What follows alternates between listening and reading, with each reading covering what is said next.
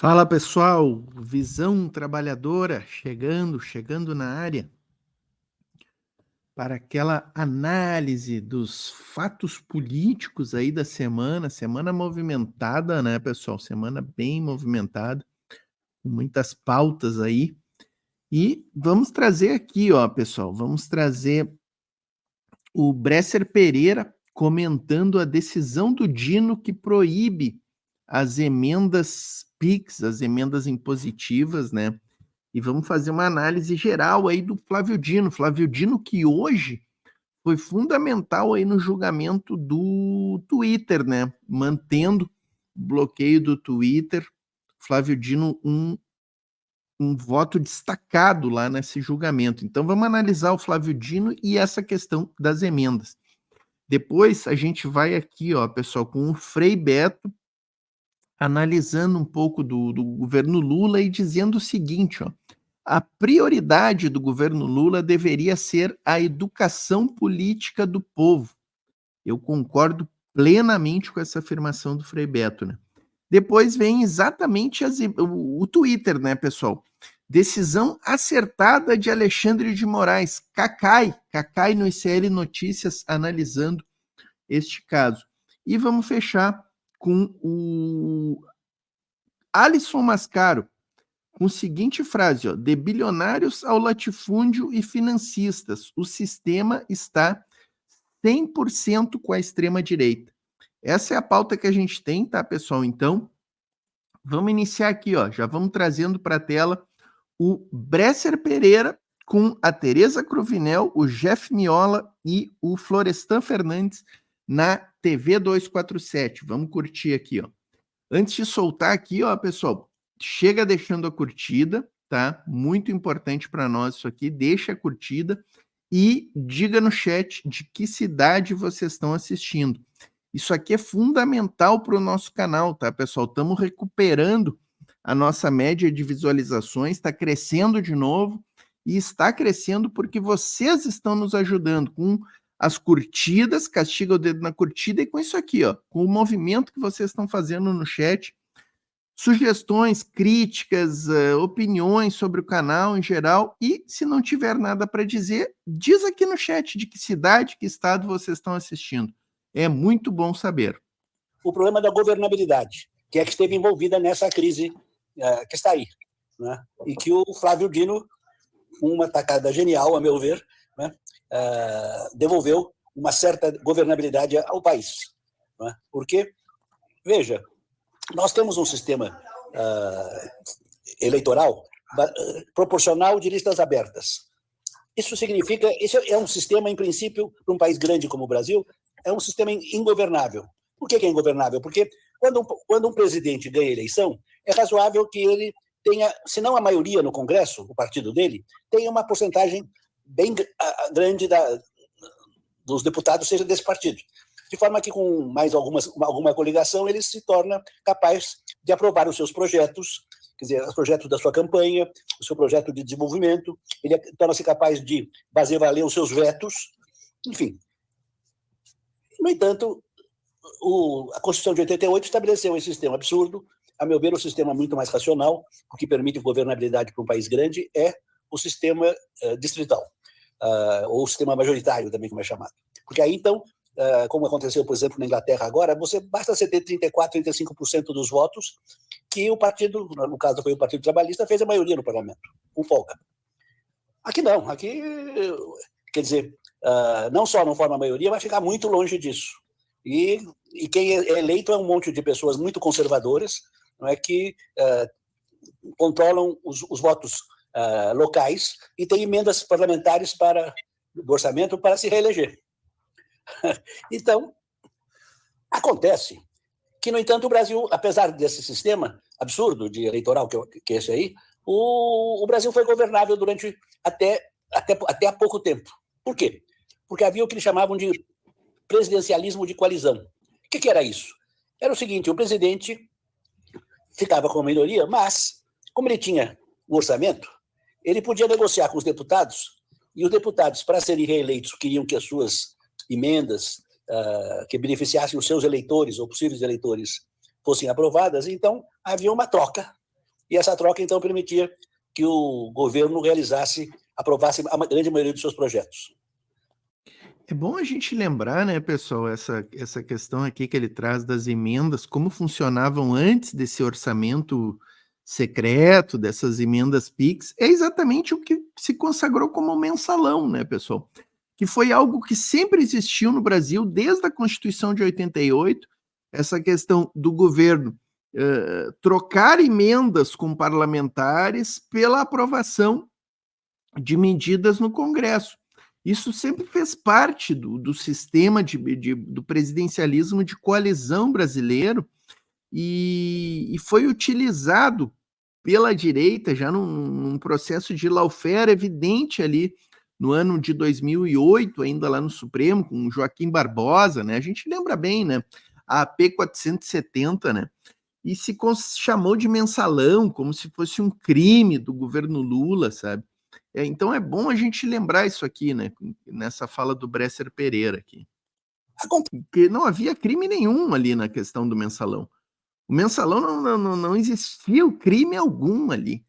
Foi uma grande construção da direita, uma narrativa apoiada pela mídia, né, e que viria a fortalecer muito depois a narrativa das jornadas de junho de 2013, da questão da Lava Jato, tudo isso aí foi um grande pacote que começou lá atrás, né, pessoal? Começou lá atrás esse pacote de lawfare aí. Acontece que os parlamentares viram que isso não era bom para eles. Quer dizer, e tomaram uma série de medidas, a principal das quais foi em 2015, que foi tornar as emendas do orçamento, ao orçamento, torná-las impositivas. Em 2015, as individuais. Isso. Né? Em 2016, as de bancada. Olha aí. Então, a Tereza completou melhor ainda. Já com Eduardo Cunha, né? 2015, 2016, é bom a gente lembrar, já tínhamos aí o Eduardo Cunha, o ataque ao governo Dilma, essas emendas impositivas criadas aí através de emenda constitucional na gestão Eduardo Cunha sob a presidência da Câmara, já era para enfraquecer o governo Dilma, né? Informou melhor o fato. Olha, quando isso aconteceu, né, o parlamento ficou independente do governo. E o governo, quer dizer, e agora eles não aprovam só aquilo que interessa a eles. E agora eles começaram a capturar o orçamento da República. Né? E as emendas somam mais de 50 bilhões de reais. Quer dizer, além de ser um absurdo 50 bilhões de reais ou mais, existe esse problema. Quer dizer, o país fica praticamente ingovernável. Não é totalmente ingovernável, mas é em grande parte ingovernável porque o Lula, quer dizer, não consegue aprovar muitos dos seus projetos, os projetos econômicos precisam o Haddad ir conversar muito, fazer muita negociação, etc., para conseguir alguma coisa. Né? Pessoal, eu acabei de ver hoje a notícia, já começa a tramitar, né, o orçamento de 2025, e olha só isso aqui, né? Dentro desse ponto aqui, o governo Lula, para o ano que vem, vai ter em torno de 124 bilhões aí para gestionar, né? Porque se decidiu respeitar o déficit zero, né? A questão da austeridade fiscal aí, que o Haddad, eu sou veementemente contra, né? Quem me acompanha aqui no canal sabe que eu preconizo aí que a gente tenha um déficit de 2,5% pelo menos, né? Para que a gente possa ter crescimento no Brasil, para que a gente possa ter investimentos, né? Mas a linha do Haddad aí é né? Fazendo um pacto aí com a Faria Lima, tá na questão do déficit zero, sobram 120 e tantos bilhões. Desses 124 bilhões, pessoal, boa parte dele vai para pagar o funcionalismo, vai para o serviço da Previdência, vai para despesas obrigatórias, educação, saúde, e vai sobrar, pessoal, vai sobrar no ano que vem 14 bilhões só das verbas discricionárias do orçamento para o Poder Executivo do governo Lula. E a Câmara dos Deputados vai ter mais de 40 bilhões. Então, eu trago isso aqui só para reforçar isso aqui que o Bresser Pereira está dizendo, né? De que o Congresso se tornou o dono do orçamento, das verbas discricionárias. Eles têm terão no ano que vem 3 vezes mais verbas do que o Poder Executivo. 3 vezes mais. E os vetos, eles recusam, rejeitam, né? O que também é absurdo, tem vetos que são absolutamente necessários. Enfim, então, o Flávio Dino deu uma parada nesse assunto, que foi ótimo. Né? E agora estão negociando. As notícias de hoje eu não tenho, mas estão negociando. Eu não sei como é que vão negociar plenamente esse assunto, mas vão dar um jeito, porque também o Lula não quer montar uma briga entre os poderes e não quer tomar partido assim, embora ele tenha interesse nesse assunto, porque ele precisa governar o país, mas ele sabe, ele é um político muito esperto, é um político muito competente, ele sabe as coisas, de forma que ele está fazendo aí a sua intermediação.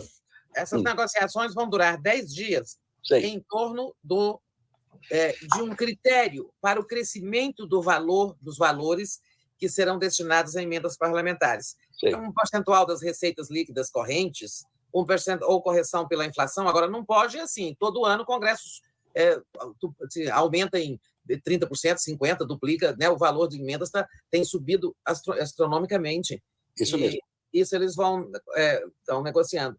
Mas teve coisas boas ontem, como, por exemplo, emenda PIX, não será mais sem vinculação a qualquer projeto, que elas iam lá para o caixa da prefeitura e o prefeito faz o que quer. Agora, isso ontem acertou-se. Vai ser votada uma emenda constitucional. Isso vai ser tudo constitucionalizado. Eu acho que é uma vitória do governo. Não é assim, não ganhou a mão, mas ganhou aí alguns anéisinhos preciosos. Muito bom, isso, estou de acordo. E você está bem informada sobre isso, muito melhor que eu, naturalmente, porque você é uma grande jornalista. Não, o orçamento é minha obrigação, eu acompanho o orçamento há anos. É verdade, a Tereza Cruvinel é uma excelente jornalista, né? Então, agradecer aí a 247, né, pelos cortes que a gente usa. E assim, ó, pessoal, sobre essa questão do orçamento, eu fui buscar aqui a notícia, ó.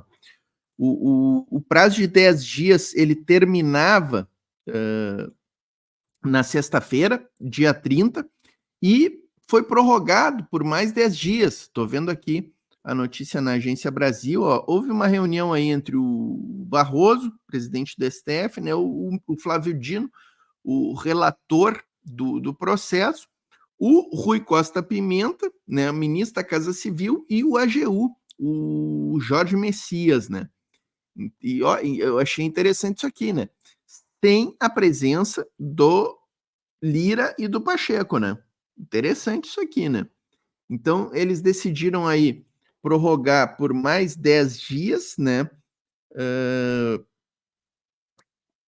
O prazo para que haja a liberação dessas emendas impositivas, né? As chamadas emendas PIX. Então tá aqui, ficou definido, né? Aqui a matéria está trazendo que no dia 20 ficou definido que as emendas PIX deverão ser destinadas prioritariamente às obras inacabadas e as impositivas de bancada encaminhadas para projetos estruturantes dos estados, né? Isso é o que ficou decidido lá nessa reunião do dia 20, né? Até tá aqui a notícia que as balizas estabelecidas pelo Supremo, Câmara e Senado tinham 10 dias para viabilizarem o cumprimento do acordo. Contudo, ainda não houve um consenso entre os representantes dos dois poderes, né? Até o estabelecimento das regras, permanece válida a decisão do Flávio Dino, confirmada pelo plenário da Corte, os 11 ministros, né, por unanimidade, que suspendeu o pagamento das emendas, né? Até que medidas de transparência e controle dos recursos sejam cumpridas. Segundo o STF, após o Legislativo e o Executivo fecharem o acordo final, as regras deverão ser aprovadas pelo plenário da Corte. Então tá aí, temos mais 10 dias aí, vamos até o dia 10 de setembro, né? Semana que vem já. 10 de setembro já é na semana que vem. Teremos aí para a definição, né, de como ficará esta situação aí das emendas impositivas. Vamos avançar, pessoal. Vamos trazer aqui para a tela já o Frei Beto. Ó. Frei Beto está lembrando, né, que... Olha o dado que o Frei Beto vai trazer aqui. Ele vai lembrar que 2 cidades petistas há vários anos votam no Bolsonaro. Olha que coisa incrível. E aí ele conclui dizendo, né, que a prioridade do governo Lula deveria ser a educação política do povo, né? Aí o pessoal vai dizer, mas vocês querem o quê? Lavagem cerebral, seus comunistas. Não, é educação política. O povo tem que entender, pessoal. O povo tem que entender a diferença entre um governo progressista e de esquerda e um governo de direita. A diferença entre um governo do Lula e o governo do Bolsonaro. O que o governo do Lula propõe, o que o governo do Bolsonaro e do Guedes trazia, sabe? O pessoal tem que entender da onde saem as políticas públicas, quem defende as políticas públicas. Isso é educação política, né? Isso é educação política na veia. Então, vamos soltar aqui o Frei Beto, vamos ver, ele vai explicar melhor. Eu não quero estar no governo, fui convidado, inclusive, nessa terceira gestão. O Lula me convidou, perguntou se eu queria ir para o governo. Seria um ótimo quadro, né? Seria um ótimo quadro. Vamos pedir aqui, galera, para vocês chegarem deixando a curtida, tá? Importantíssimo, e deixem comentários no chat. A Portinho, não sei o que eu vou comentar. Diz a cidade que tu tá assistindo, o estado que tu mora aí. Já é muito importante. O importante é a gente movimentar esse chat aqui, tá, galera? Importantíssimo para nós. Eu não acredito, como dizia lá o americano, esqueci o nome dele, eu não confio em clube que me aceita como sócio, sabe? Então, não vou para academia, não vou para nada. Eu realmente não nasci para esse tipo de... Chega de reunião que eu tenho no meu trabalho de base. Para que eu vou fazer reunião lá? Né? E, por outro lado, salvo alguns na academia, por que são chamados imortais? Porque muitos deles sobrevivem à própria obra. E eu espero que a minha obra sobreviva a mim. Eu disse ao Lula, nas várias conversas que tivemos nesse mandato, que considero a missão prioritária desse governo é a educação política do nosso povo. Todos nós sofremos uma deseducação política 24 horas por dia. Pela grande mídia, pela cultura, pela escola, pelo ar que a gente respira. O trabalho que vocês fazem aí no 247 é exceção. E esse trabalho precisa ser ampliado, esse trabalho devia ser institucionalizado. Eu propus que, no Bolsa Família, as 2 condicionalidades, que são a vacina das crianças e a escolaridade, fosse acrescido a capacitação profissional dos beneficiados, principalmente as mulheres. A maioria são mulheres. Você quer fazer um aprimoramento da sua atividade profissional? Pode ser de lavadeira, de cozinheira, de artesanato, de costura. E aí você entra com o método Paulo Freire e dá consciência crítica e dá protagonismo social. Eu propus que educação política é o que muda a cabeça do povo, não é benefício social. Eles são importantíssimos, mas isso não muda. Eu dou 2 exemplos chocantes. Há 2 municípios brasileiros, há 4 mandatos governados pelo PT, com grandes benefícios sociais. Um aí no Rio, Maricá, né? Outro em Minas, que é Ipatinga. O Bolsonaro ganhou no primeiro e segundo turno nos 2 municípios nas últimas eleições. Então, alguma coisa está errada.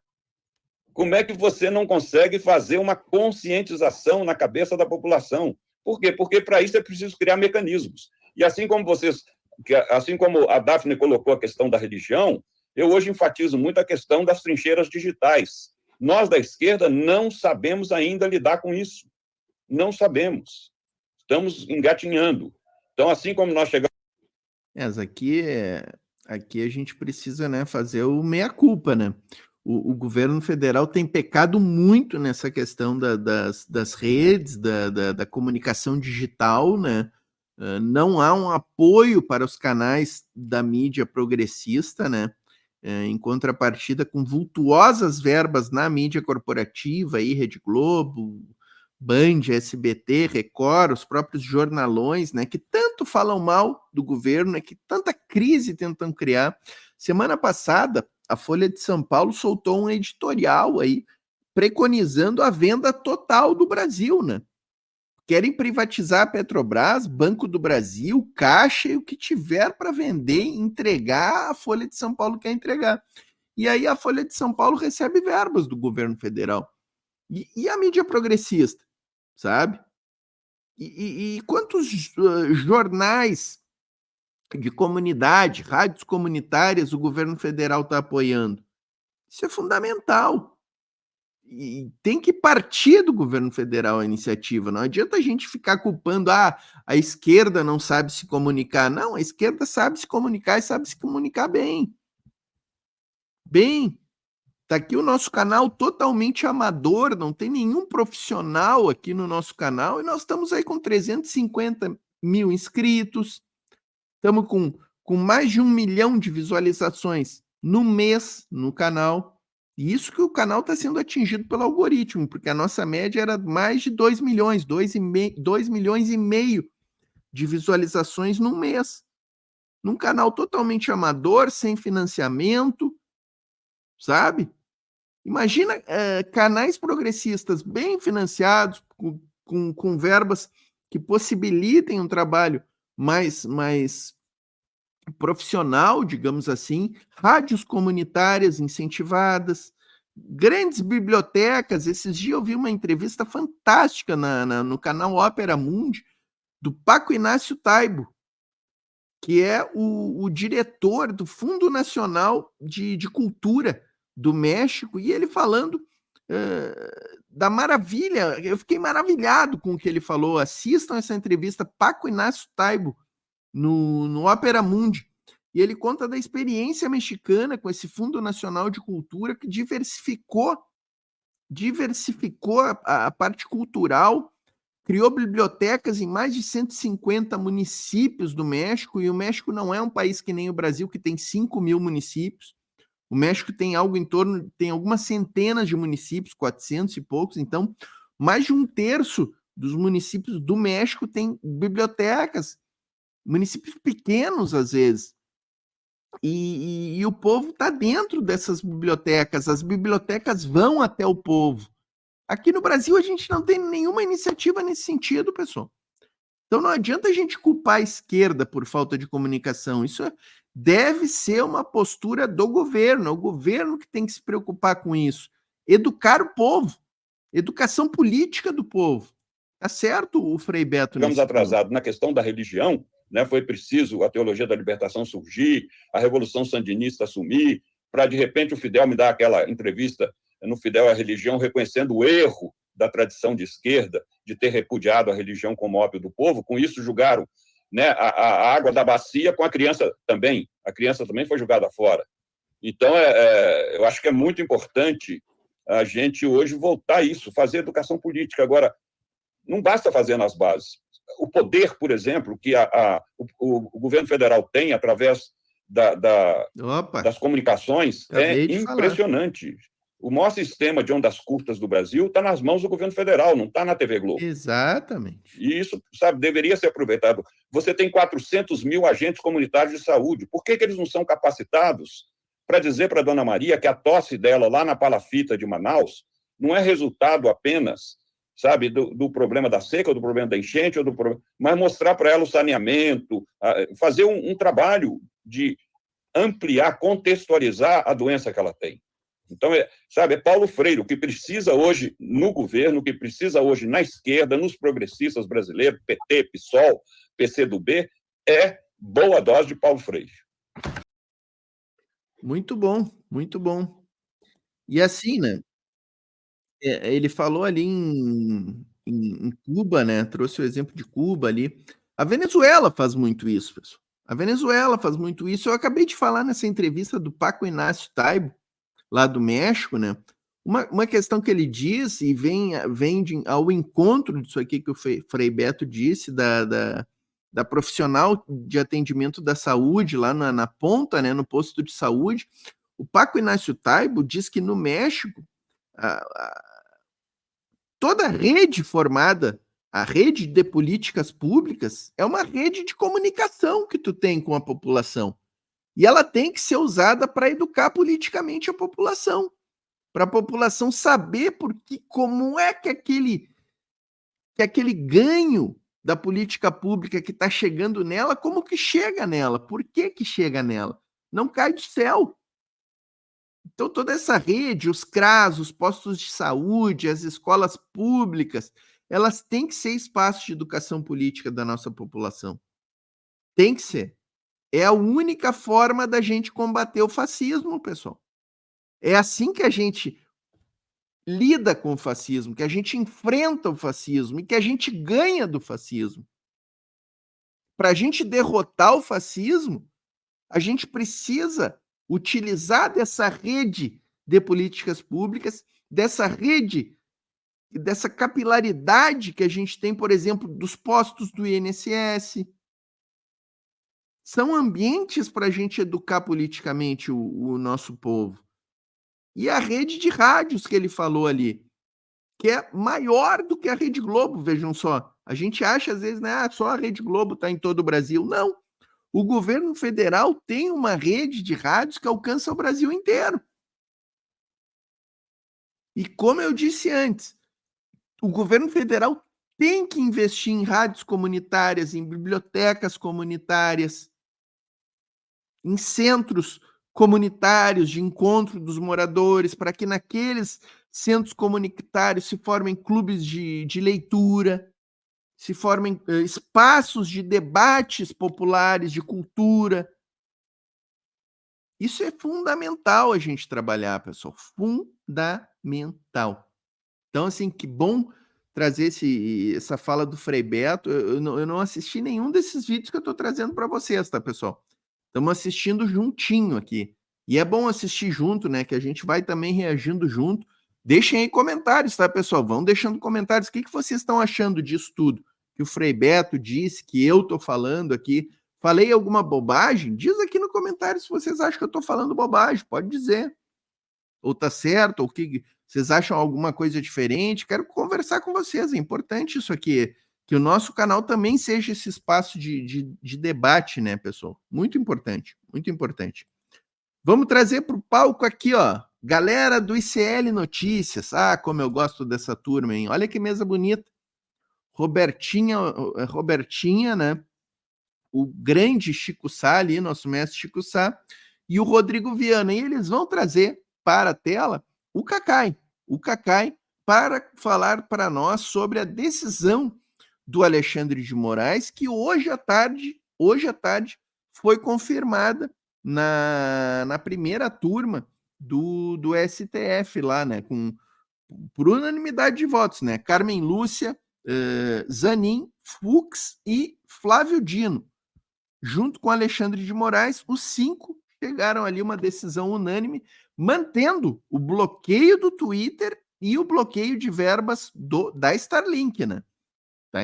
Tá bonito isso aí, tá bonito. Vou pedir aqui, ó, antes de soltar o vídeo, de trazer o Cacai que vai entrar aqui, ó, chega deixando a curtida, tá, pessoal? Comentários no chat. Não sabe o que vai comentar? Diz a cidade ou o estado de que vocês estão falando aí, ou o país, né? Tem muita gente de fora do Brasil nos assistindo. Esses dias tinha gente no chat do Japão, da Austrália. Que coisa boa recebê-los aqui na Voz Trabalhadora. Vamos lá, vem, Cacai. Falar, gente, da decisão, na verdade, né, da primeira turma do STF, que confirmou a suspensão do X, né? A decisão foi unânime, 5-0, e votaram já Xandão, Flávio Dino, Carmen Lúcia, Cristiano Zanin e Luiz Fux. Para conversar com a gente, eu chamo agora o Cacai de Almeida Castro. Muito boa noite, Cacai. Foi uma decisão tomada em plenário virtual, né? E eu vou colocar alguns pontos dessa discussão de hoje no STF para a gente conversar. Os ministros destacaram que a empresa não vinha cumprindo decisões judiciais e lembraram que a liberdade de expressão não é um valor absoluto. E disseram que as redes sociais precisam ser regulamentadas. Disso todos nós sabemos, né? Só nos resta a resposta de quando. E quando? Né? Porque está congelado. Aquele belo ensaio que tinha disso, o Arthur Lira vai em gaveta para sempre. E botou no fundo da gaveta.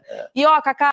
PL das fake news, né, pessoal, do Orlando Silva, né, deputado do PCdoB, infelizmente foi engavetado, né, porque a gente precisava muito desse PL das fake news. E todos os ministros acompanharam, então, né, na íntegra, o voto de Alexandre de Moraes, mas Luiz Fux fez uma ressalva. Eu queria conversar com você sobre isso. Ele disse que a suspensão do X é válida, desde que, abre aspas, não atinja pessoas naturais e jurídicas indiscriminadas e que não tenham participado do processo. Vou pedir a sua ajuda para traduzir esse juridiquês para a gente, por favor. Cacai. O Luiz Fux lavajatista, né, pessoal? Não poderíamos esperar nada diferente dele, né? Olá, Roberta, Chico Sá. Quer tirar o Starlink da jogada, Luiz Fux. Já deu para ver aqui, já posso adiantar para vocês.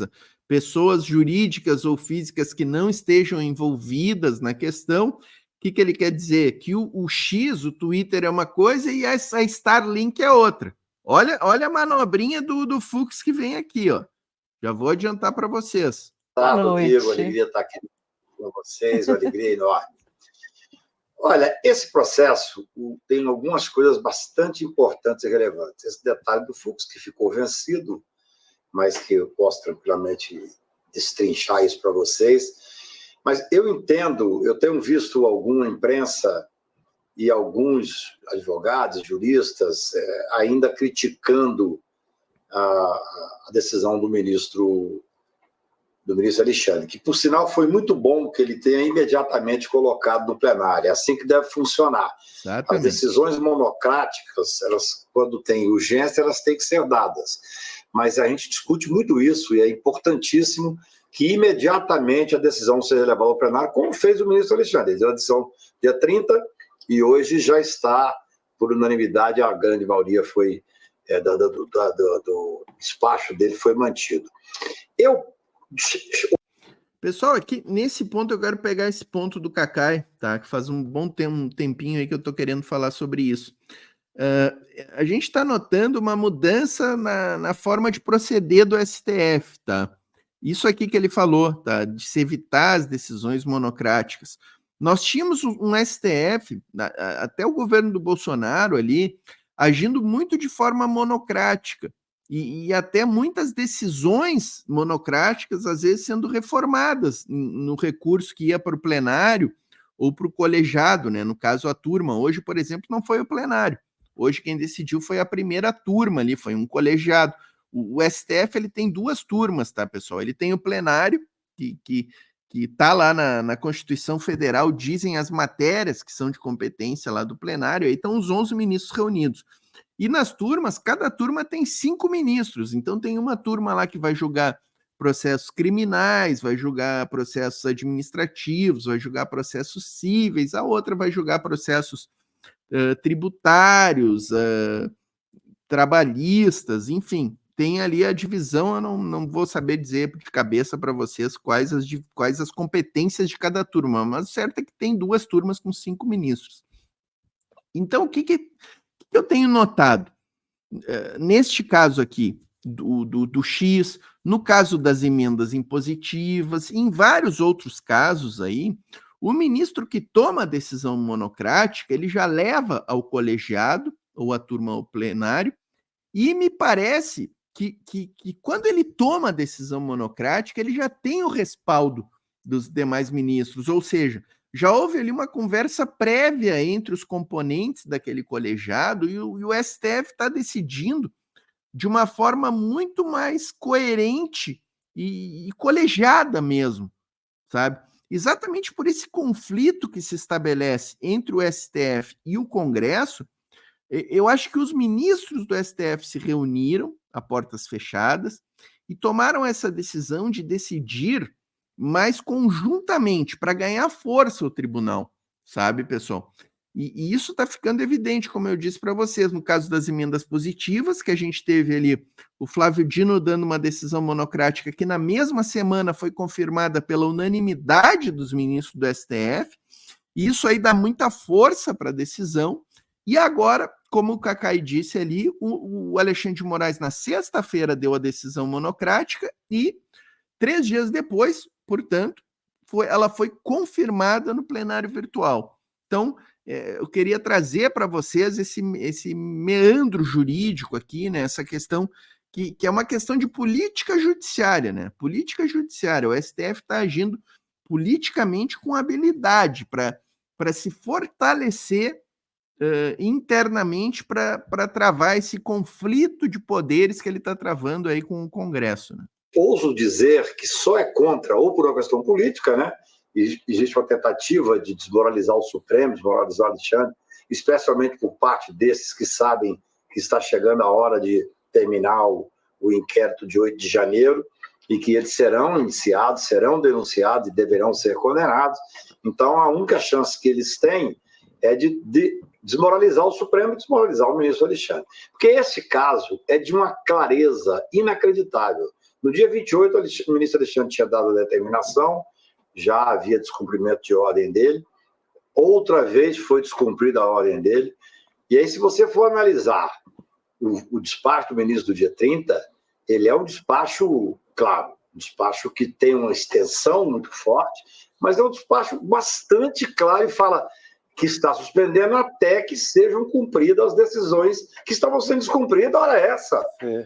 Isto vindo depois de uma manifestação do doutor Procurador-Geral Paulo Gonet, que expressamente diz que estava havendo um desprezo pela ordem judicial e que o cumprimento da ordem judicial é um dos requisitos do Estado Democrático de Direito. Então, é de uma clareza incrível. Assim, o ministro Alexandre agiu extremamente bem.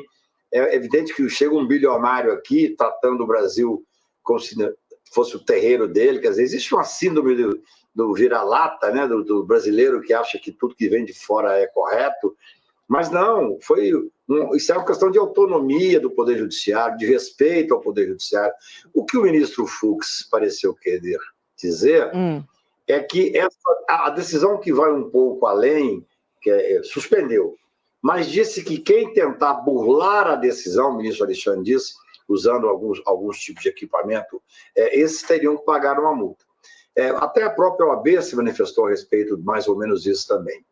O ministro Fux quer dizer que a suspensão é correta, até porque está havendo descumprimento de ordem judicial. Gente, esse tal de Elon Musk, ele teve a ousadia de tirar a representação do Brasil e de não indicar ninguém para representar. Quer dizer, ele podia fazer o que ele quiser, porque ele não seria atingido pela legislação brasileira. Isso é escárnio. Escárnio, está dando voz a todo mundo, entendeu? Ô, Cacai. Então... Oi. Não, conclui. Você estava concluindo. Nós temos aqui, o Cacai acho que não pegou esse ponto, né? Essa decisão do Fux, ele diz que não pode a decisão recair sobre pessoas físicas e jurídicas não envolvidas com a questão, e nitidamente ele está tratando da Starlink, que o Alexandre de Moraes, na decisão dele, que foi confirmada, o Fux ficou vencido, portanto, o Alexandre de Moraes bloqueou verbas da Starlink para garantir o pagamento das multas do X do Twitter, sob fundamento de que se trata de um grupo econômico. A Starlink e o Twitter são administradas pelo Elon Musk, e, portanto, é um grupo econômico. E há, sim, base jurídica. Eu já vi algumas pessoas aí dizendo que não há base jurídica para responsabilização para que a Starlink tenha contas bloqueadas para garantir pagamento de outra empresa. Quando há grupo econômico, tem sim base jurídica. Concluindo ainda o seu raciocínio, diga. Não, é só para dizer o seguinte, existe uma discussão assim, mas vem cá, se você acessa o X de outra forma e tal, pode ser atingido, que é o que o ministro Alexandre determinou, mas eu acho que ele determinou dizendo que não pode haver a burla da decisão dele. Não se pode usar. Eu sou muito ruim de tecnologia, até queria ter visto esse cidadão que estava antes de mim aqui, ver se eu aprendi alguma coisa. Samuel. Mas me parece uma clareza solar, ou seja, se você tem uma decisão judicial e tenta burlar essa decisão, pode ser atingido sim. Eu teria que fazer uma análise de como é que é essa burla, aí talvez eu não tenha condições tecnológicas para poder enfrentar. Mas o X da questão, por unanimidade, foi mantida a decisão do ministro Alexandre no seu todo, quer dizer, por 4-1, essa questão do que foi atingido e tal. Mas você está falando de autonomia, gente. Se você tiver tempo, leia o despacho do ministro Alexandre. Ele coloca a gravidade do que essa plataforma fazia, que foi uma plataforma usada para poder disseminar discursos de ódio, disseminar maldade contra o Supremo Tribunal Federal e apoiar a tentativa de golpe de 8 de janeiro. Está lá dito claramente no dele. Não é pouca coisa não, gente. Entendeu? Agora, é muito engraçado. O dono da Telegram foi preso a semana retrasada em Paris, pagou uma fiança de 5 milhões de euros e tal, sai para poder ir, mas não pode sair do Brasil. Foi mantido, o passaporte dele está retido. Isso ninguém critica. É como se o Brasil tivesse fazendo absurdo. Não. está cumprindo a lei, está cumprindo a Constituição. Agora, a única coisa que eu faço, uma reflexão para todos nós, é que eu acho que esse crescendo, esse cidadão, ele não está aqui fazendo besteira por qualquer motivo, não. Hoje ele soltou uma série de coisas contra o Lula e tal. Isso é uma coisa orquestrada, entendeu? Essa extrema-direita que quer desestabilizar em alguns pontos do mundo. E aqui no Brasil, a estabilização, eu nunca pensei que ia viver esse momento, mas estou vivendo, a estabilização passa pelo Poder Judiciário. É verdade. Quer dizer, na época, já disse isso aqui mais de uma vez, quando nós tivemos um momento mais difícil da democracia e da barbárie que nós ganhamos com o voto no Lula, com o voto pela democracia, pela estabilização democrática, naquele momento, o que a gente via era o crescimento exponencial da ultradireita. E usando essas plataformas, usando essas pessoas que não se... Ah, não, mas o Brasil interessa pouco para o Elon Musk. Interessa muito. Ele é, se não me engano, é o 6º país que consumia esse cidadão que pretende ser um desestabilizador das democracias. É muito mais do que só não cumprir. Já seria grave não cumprir a determinação judicial. Já seria grave não ousar não ter aqui um representante. Mas a decisão do ministro Alexandre deixa muito claro, foi a desestabilização da democracia. Felizmente, a decisão dele está correta e o Supremo Tribunal, por unanimidade, entendeu que era hora, sim, de fazer parar isto que essas pessoas pretendem fazer no mundo inteiro, é desestabilizar. Não é só para ganhar dinheiro, não. Tá aí, né, pessoal? Importante. E o Cacai tem razão, né? Tem todo um pano de fundo aí que é muito maior que o Brasil, inclusive, nessa questão das redes sociais, né? A própria questão do Elon Musk, né? Que é um cabo eleitoral fortíssimo do Donald Trump lá nos Estados Unidos, né? E a gente sabe o que tem por trás, né? Pessoal, por que o Facebook, o Meta, o Instagram, que também são redes onde o ódio desfila ali diariamente, o discurso de ódio, né? Por que não são tocadas essas redes? Porque não são redes do lado do fascismo, né? Do Donald Trump. São redes dos democratas, do Partido Democratas, né? Então, por isso são levadas mais na tranquilidade aí. O Cacai falou do dono do Telegram, que foi preso lá na França, né? Sem processo judicial, sem acusação formal. O dono do Telegram foi preso pelo Macron lá na França e ninguém falou nada disso. É muito mais grave, mas muito, muito, muito, muito mais grave a prisão do dono do Telegram do que o bloqueio do Twitter aqui no Brasil, pessoal. O bloqueio do Twitter, o Cacai falou ali, né? Há muito tempo que o Twitter não vem retirando os perfis do ar na forma que a justiça determina, desobedecendo, portanto, decisões judiciais, e agora tirou completamente a representação do país. Fechou o escritório, o Twitter ficou sem ninguém responsável pelo Twitter no Brasil. E aí, pessoal, as leis brasileiras são claríssimas. Uma empresa não pode funcionar no Brasil sem ter representantes legais. Não pode. Enquanto não tiver representantes legais, evidentemente a atividade dessa empresa tem que ser paralisada. Vamos fazer uma transposição aqui, ó, pessoal. Uma empresa de ônibus, por exemplo, de transporte intermunicipal, tá? Ela deixa, os ônibus continuam circulando, só que a empresa não tem mais representante legal, fecha todos os escritórios no Brasil, e aí aquele ônibus atropela uma pessoa na estrada. Quem é que vai ser responsabilizado?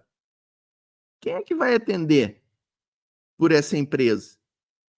Então é evidente que essa empresa de ônibus não pode mais trafegar no Brasil enquanto ela não regularizar a sua situação. É a mesma coisa que acontece com o Twitter. Enquanto não regularizar a sua situação, não vai funcionar no Brasil. É certíssima a decisão. É muito acertada a decisão. Mas aí eu quero discordar do Cacalo, num ponto.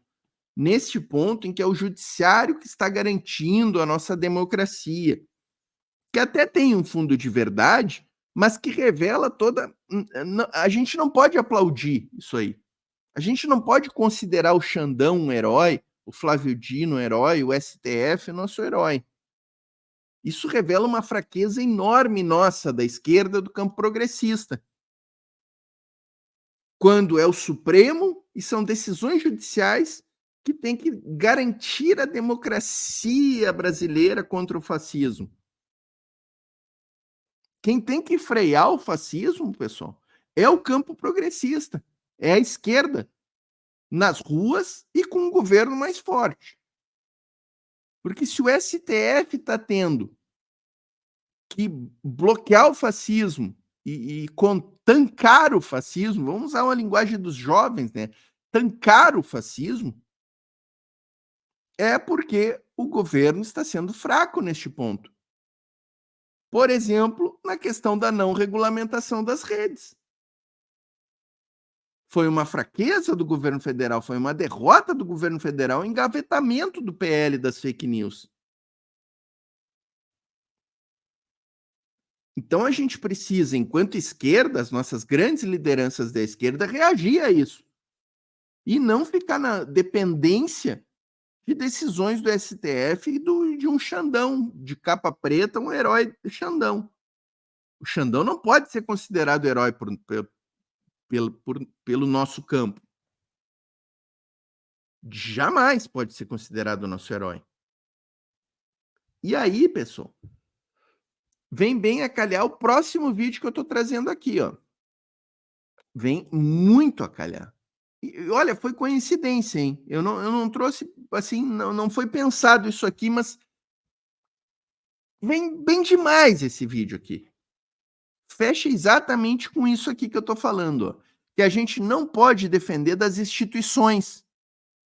Nós, a gente, quando eu digo, é a esquerda não pode depender das instituições, nesse caso aqui do STF, para enfrentar o fascismo, para enfrentar a extrema-direita.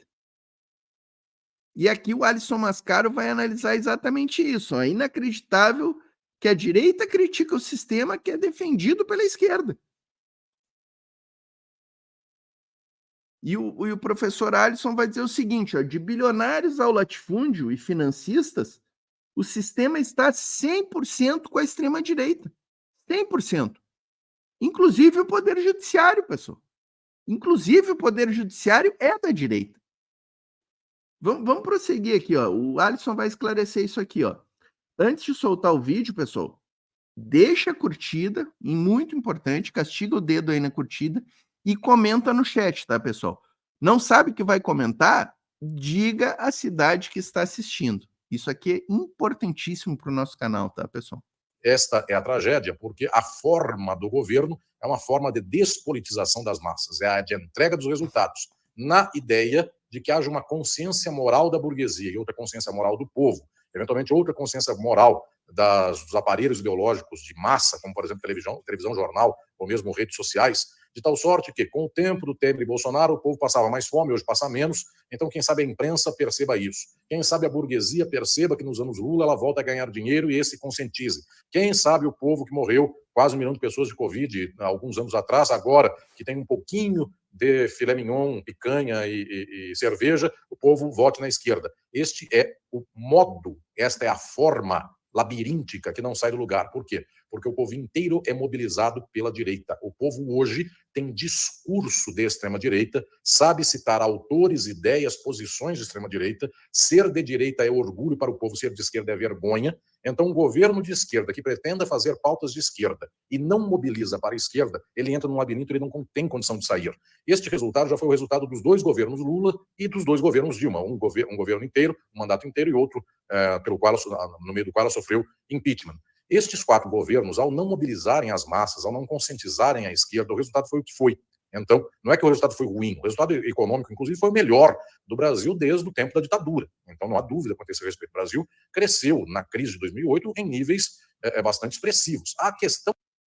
Pessoal, aqui, esse ponto que o professor Alisson está tocando aqui, ele vem a calhar não só nessa fala que eu fiz anteriormente aqui em relação à esquerda que acredita nas instituições, que acha que Xandão é um herói, como ao vídeo anterior do Frei Beto, trazendo a questão da necessidade do governo educar a população politicamente.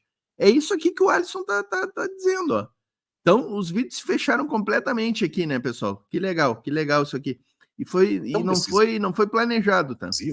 É que, em não havendo luta, em não havendo mobilização, em não havendo a tentativa de abrir caminhos no meio desse labirinto, efetivamente não há nada que garanta um governo como tal. Então, a volta de Lula agora, em 2023, com a eleição de 2022, é a volta sob a mesma forma. Então, é a tentativa de imaginar que a burguesia, em algum momento, lhe dá um pouco de descanso, lhe dá um pouco de paz. E nós já sabemos, a Folha de São Paulo, o editorial dela já é um cântico de guerra. Nós já sabemos também que a Globo não vai deixar passar barato, que os grandes financistas do Brasil continuam bolsonaristas. Paulo Guedes se anuncia como candidato a presidente da República e aí o mercado financeiro fica feliz com uma coisa como esta. O latifúndio do Brasil está pegando fogo, enfim, está pouco se importando com qualquer política progressista. É todo mundo bolsonarista, é todo mundo da extrema-direita. Então, todos os setores que mandam o grosso do capital no Brasil é de extrema-direita. Se não há um processo de chamamento das massas, agora vem a tragédia, já faz muitos anos, que como a esquerda brasileira não é politizadora, ela é apenas entregadora de resultados sem explicar por quê, o povo brasileiro é no atacado de direita e de extrema-direita. Então, se o capital é aguerrido na extrema-direita e dá qualquer golpe que for necessário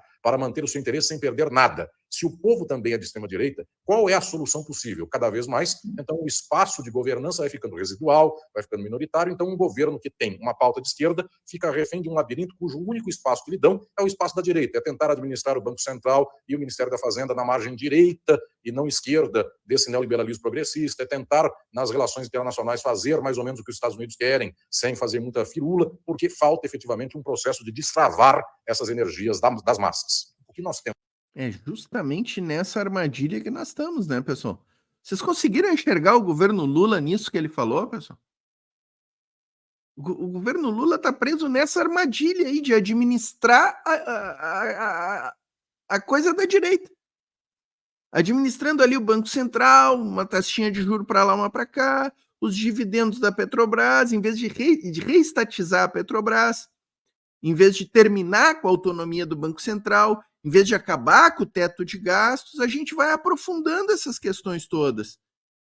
E administramos a direita. O nosso governo, que deveria ser um governo de esquerda e popular, está fazendo uma administração, é o Comitê de Administração dos Negócios da Burguesia pela direita. Não dá, né? Muito boa a fala do Alisson, muito boa mesmo, pessoal. Temos aqui, efetivamente, um quadro no qual as massas, os jovens, são politizados. E neste quadro no qual o mundo é muito ruim para a juventude, ela não tem emprego, ela não tem sentido, se tem emprego a vida é ruim, não tem nenhuma ilusão, não tem nada muito erudito, muito sofisticado, nada toca no brilho de uma pessoa para dizer, eu quero tal caminho. Então quem vem ainda querendo quebrar tudo é quem capta imediatamente a atenção das massas, porque o sistema está errado de ponta a ponta. Agora, quem é que anda falando que o sistema está errado? Bolsonaro e Pablo Marçal. E eles não vão destruir o sistema, eles são o sistema. Exato. Quem é que não fala que o sistema está errado? A esquerda liberal, ela fica dizendo que o sistema é esse, temos que consertá-lo, melhorá-lo, confiar nas instituições, confiar no STF, confiar nisso, confiar naquilo, e o povo sabe que todo o sistema não entrega nada em termos de alegria, em termos de potencial de vida para a população. Então, é a extrema-direita. Pessoal, assim, interessante, né? Tudo está se concatenando. Antes de entrar aqui no estúdio, eu acabei de ver o Pablo Marçal no Roda Viva, pessoal. O Pablo Marçal no Roda Viva, gente. E aí nós vamos defender esse sistema da direita. É evidente que o Roda Viva é um programa da direita para levar o Pablo Marçal no programa. Ah, Portinho, mas eles estão levando para entrevistar todos os candidatos, mas não leva o Pablo Marçal. Não leva o Pablo Marçal. Não é obrigado a levar. A lei brasileira não obriga o Pablo Marçal a estar nos debates. Ele não tem, o partido dele não tem coeficiente para ele estar nos debates e nem dando entrevista no Roda Viva, gente. Então, é isso aqui que o Alisson está falando. O sistema é todo de direita, pessoal. E aí o Bolsonaro e o Marçal se apresentam como antissistema. Eles são o núcleo do sistema. Eles são os serviçais do sistema. São os capachos dos interesses dos latifundiários, dos financistas, dos rentistas. É isso que eles são. que tem feito o papel de quebrar tudo. Por que a juventude vai exatamente, diretamente para o ponto? Porque se vai quebrar tudo e ainda sobram uns trocados para o jovem, é isso que ele quer. A esquerda não quebra tudo, mantém o sistema repressivo que põe não sei quantos milhões de brasileiros na cadeia, mantém o pobre na miséria, na favela, e não sai da favela, nada acontece de muito diferente, e ainda fica defendendo aqui uma ordem, que é a ordem capitalista, de tal modo que, de vez em quando, quase que a extrema-direita flerta com alguma crítica ao capitalismo, jamais fará, mas quase que flerta com isso, e a esquerda agarra o capitalismo e defende com unhas e dentes. Muito bom, muito bom. Galera, para fechar o programa aqui, eu vou trazer um vídeo de 1 minuto, tá? 1 minuto e 19 segundos, sobre a origem do movimento negro no Brasil. Vamos ver aqui. O pensador brasileiro tinha uma frase de efeito. Vou voltar para o começo aqui. Ó. Primeira mulher, ó, Matilde Ribeiro, tá? Matilde Ribeiro foi secretária especial de políticas de promoção de igualdade racial no governo da presidenta Dilma. Dias do Nascimento, um grande pensador brasileiro, tinha uma frase de efeito que vale para os nossos dias, que ele dizia o seguinte, que desde que o primeiro africano, a primeira africana foram capturados nos seus países e chegaram aqui no Brasil na condição de seres humanos escravizados, existe a luta pela justiça, pela liberdade, pelos direitos. Então, dá para dizer, sem medo de errar, que o movimento negro é um dos movimentos mais antigos do Brasil. E, então, nessa junção entre todas essas energias, um auge de conquista política do movimento negro, do ponto de vista da relação com o Estado, de trazer para dentro do aparato do Estado as demandas e as proposições históricas, foi em 1988, com a criação da Fundação Cultural Palmares.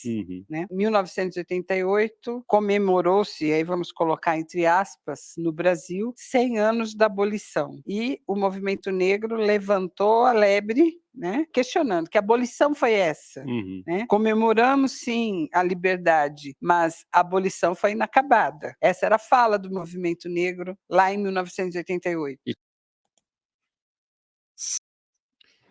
Tá aí? Muito bom, né, pessoal? Para fechar o programa aí, a Matilde Ribeiro trazendo as origens do movimento negro no Brasil. Uma pílula aí, né? Espero que tenham gostado deste vídeo e do programa inteiro, né? Eu gostei, pessoal. Eu gostei. Como eu disse para vocês, eu não tinha assistido antes os vídeos, né? Então, achei bem legal que os vídeos se entrelaçaram. Ficou bem legal, né? Quem chegou até o final, pessoal, inscreva-se no canal, ativa o sininho para notificação, né? Quem não está inscrito ainda, e vai ali, confere, vê se o teu sininho está ativado. Deixa a curtida, quem não deixou a curtida ainda, por favor, deixa a tua curtida, tá, pessoal? Diga no chat de que cidade estão assistindo, conheçam o nosso clube de membros, pessoal, isso aqui é muito importante para nós. Ultrapassamos 150 membros, R$ 1,99 por mês, pessoal, não custa nada, não custa nada. R$ 1,99, tu ganha selinhos, ganha emojis, selinho do lado do teu nome, teus comentários têm prioridade na leitura, tu entra para a nossa comunidade e, de quebra, ajuda demais o canal, né? Nos próximos meses aí, nas próximas semanas, pessoal, a gente está preparando aí um pacote de mimos para a galera que se tornar membro, vamos fazer umas camisetas especiais no canal, canecas também, e vamos começar a presentear aí a galera que está na comunidade do canal, né? E assim, ó, pessoal, para encerrar mesmo aqui, ó, grupos de WhatsApp e Telegram, não está cadastrado ainda nos nossos grupos? Vai lá, vai lá. O link está aqui na descrição do vídeo, aqui embaixo, ó. Abre a descrição que aparece aqui embaixo do vídeo, abre ela, e tem os links ali do WhatsApp, do Telegram, tu clica ali, acessa, te cadastra nos grupos, serás muito bem recebido nos nossos grupos. Certo, pessoal? Valeu! Voltaremos aí numa próxima oportunidade. Paz entre nós, guerra aos senhores.